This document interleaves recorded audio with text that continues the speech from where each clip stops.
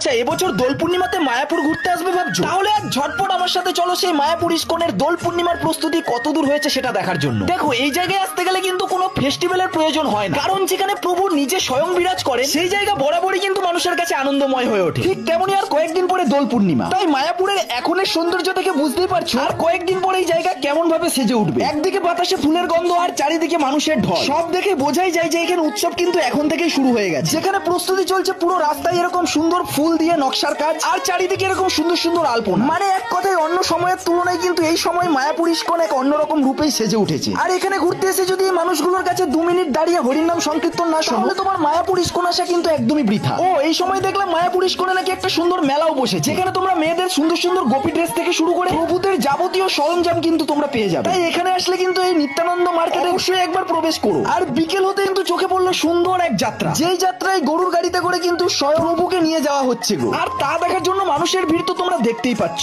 তবে আমাদের থেকে এই মানুষগুলো বেশি আনন্দ উপভোগ করে জানো তো। সত্যি বলছি, এই দৃশ্য সচক্ষে দেখে না ভোলাই যাচ্ছে না গো। আর এখন তোমরা যে পরিমাণে মানুষজন দেখছো, ঠিক দোল পূর্ণিমার দিন হয়তো এই জায়গায় পায়ে ফেলা যাবে না, কিন্তু তাই বলে এরকম সুন্দর একটা মহৎ দৃশ্য কি কেউ মিস করবে বলো? তাই মানুষের আবেগ আর হোলির রং সবকিছুই পরিপাটি থাকবে এই কয়েকটা দিনের জন্য এই জায়গায়। তাহলে এবার দোল পূর্ণিমাতে এখানে আসার একদিন প্ল্যান করেই নাও নাকি।